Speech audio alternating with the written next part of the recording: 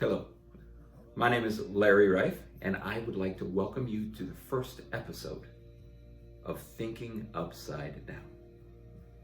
So, what is Thinking Upside Down about? Well, as somebody that grew up in the church, I love the church. I love God. I know that it's through Jesus Christ that I've been saved. And I know this because of the people who helped to teach me God's word as a young child. And I love the people that I grew up with in church.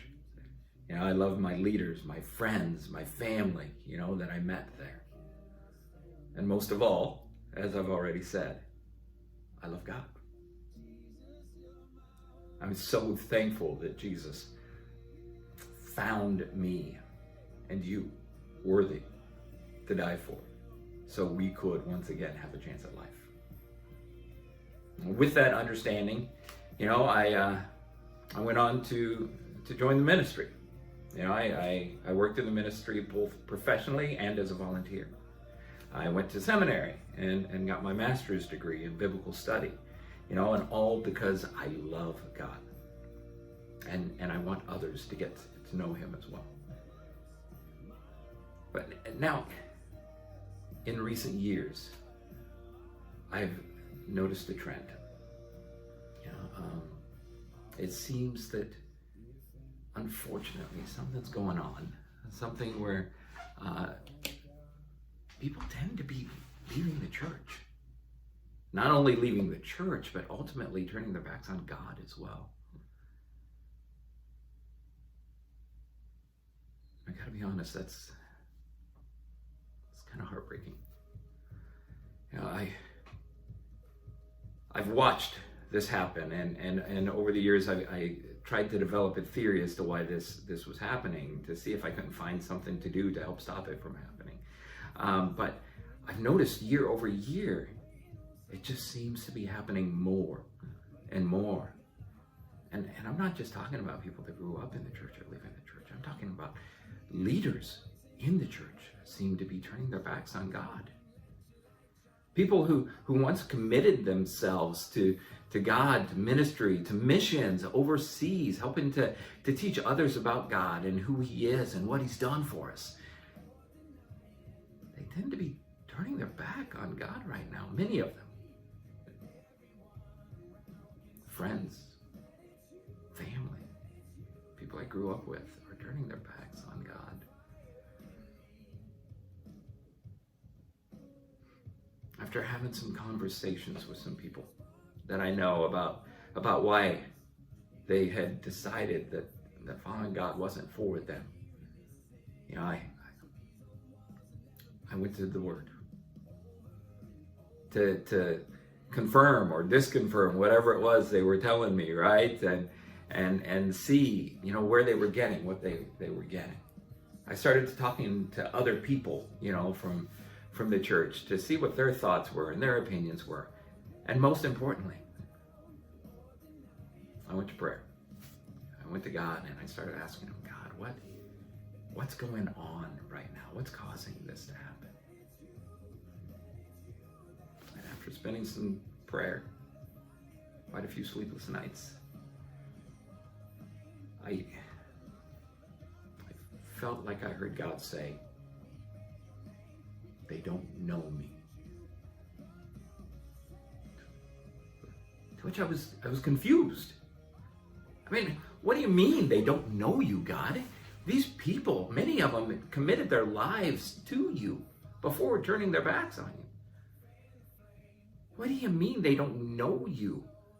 They know your word. They know the Bible, it seems, better than I do. Why are they leaving and I don't? And I'm not. Why am I committed? Why are other people remaining committed that have served you, but so many are turning their backs on you? And once again, I felt like I heard God say, Larry, they don't know me.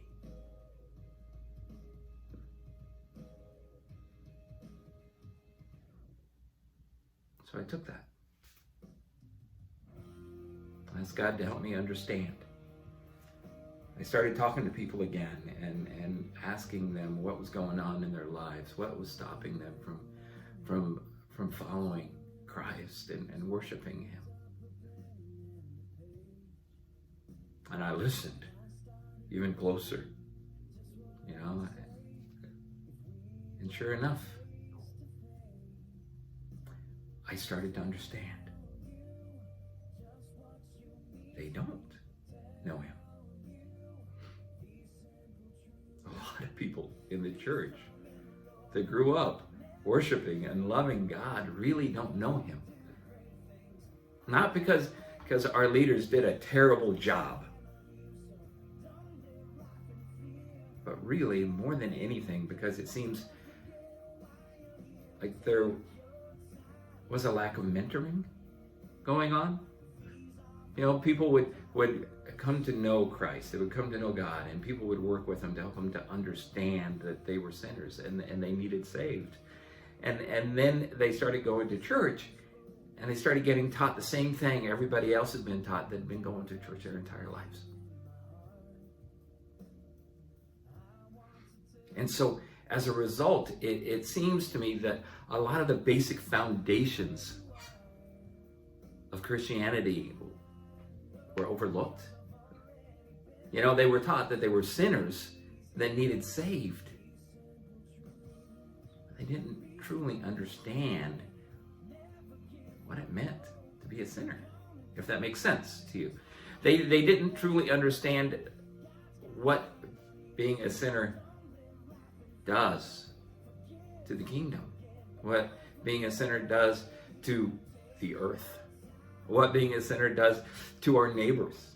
And as a result, we started judging sin levels, right? And saying, well, you know what, if I just speed, if I just get drunk on occasion, if, you know what, if I cuss, whatever, you name it, that's certainly not as bad as somebody that murders. You know, I'm still a good person. I still love everybody. My friend over here is still a great person, and they're not claiming to follow Jesus. So I can't believe that God would send them to hell. And as a result of that, you start looking at God as somebody that is this vengeful God, this one that's just waiting to drop a hammer, or why is God so judgmental?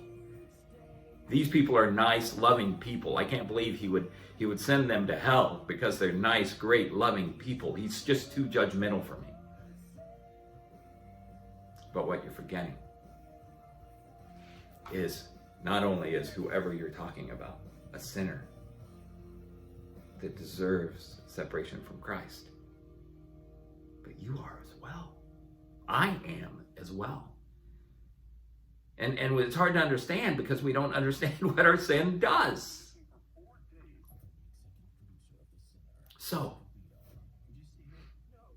thinking upside down, our goal right here is to get back to the basics.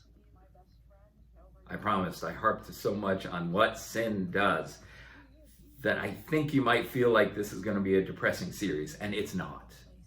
It's going to be a very uplifting series. It's going to be a very uplifting vlog where we're encouraged, where we see God's love, where we see what God is doing for us. But we're going back to the basics. We're going to learn about God. We're going to learn about who created this universe and why He created this universe. We're going to learn about how God looks at us. And we're going to look at the basic, simple thing that God wants from us in return.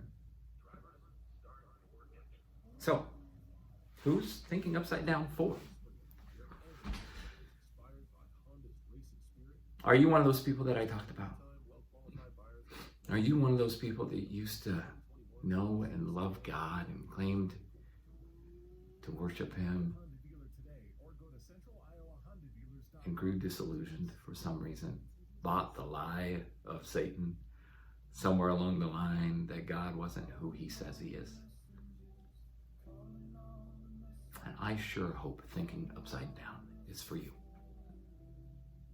Maybe you're somebody that's been in the church for a while, but you're growing disillusioned. You're starting to ask questions about, is God really who I was told he is? Thinking Upside Down could be for you. Maybe you're new to this thing called Christianity. Maybe you're new to following Jesus Christ. You're new to studying the Bible, his word. Thinking Upside Down could be for you. And maybe you're out there and you've never really stepped foot in a church. You don't know much about this thing called Christianity. You don't know who this Jesus is I keep talking about. You don't know that he is the very one that created this universe we're walking in. But you're interested. You want to learn more, but you're a little too intimidated to step foot into those church doors. Thinking Upside Down could be for you. Now, maybe you're somebody that's been in the church for a while and you love God and you want to start sharing him with your friends, but you really don't know how, or you're intimidated that you might not know the right words, the right things to say at the right time. Well, grab whoever it is that you're wanting to talk to and bring them on board. Thinking Upside Down could be for you. Or just watch it and get the basic foundations that you can build everything else off of. Get those foundations into your mind. And then you're set free to talk to your friends, which you are anyway. You're just not trusting yourself. Thinking Upside Down is for you. Maybe you're somebody that you are a leader in the church. You went to seminary. You know God's word backwards and forwards. You feel like you do. Maybe you don't think you need an explanation of the foundations because you've got a solid grasp of the foundations. Then Thinking Upside Down might not be for you. But I sure hope you join us anyway, because we'll look forward to your feedback. There's an opportunity to make comments on every episode. All you have to do is write your comments below, and people can take advantage of those comments. I can take advantage of those comments because you may have something that I haven't thought about that needs to be shared with other people. So man, I hope you join. So, is Thinking Upside Down for you? If you've decided it is, or you think it might be, then I would like to ask you to hit the subscribe button right now. There's also a notifications link. Please hit it so you're told every time a new episode is put on the air. And hit like. That way other people are notified about this as well. But most of all, tell your friends about it that you think Thinking Upside Down could be for. But now, why Thinking Upside Down? Why that name? Why that title? Some of you may understand right away just by the title. But for those of you that don't, Thinking Upside Down comes from Genesis, the beginning of the Bible, Genesis chapters 1, 2, and 3. Because it's there that we see God creating the universe. We see him creating the world. We see him separating the waters, bringing in dry land, creating the birds, creating the sea life, the animals, fruit, vegetation, everything. And as he creates it, he calls it good. Because everything's perfect. Everything is as he created. And then he creates mankind.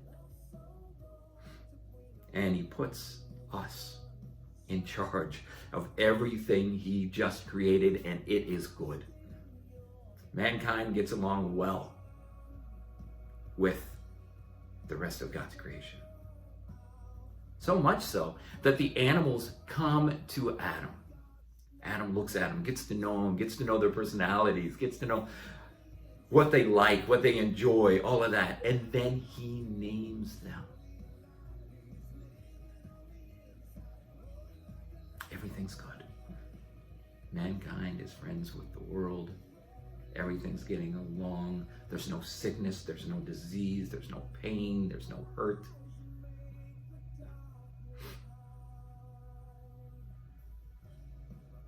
And then comes the day where a serpent comes into the garden. And he fools Adam and Eve both into taking a bite of fruit.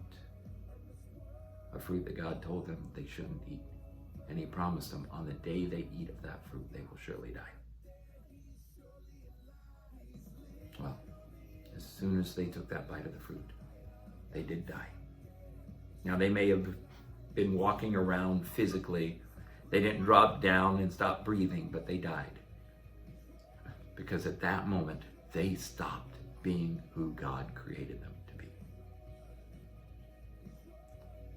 Their minds were turned upside down. Their thinking was turned upside down. Everything was turned upside down. Before, they walked in the garden with God so much that they enjoyed they heard his footsteps and recognized them.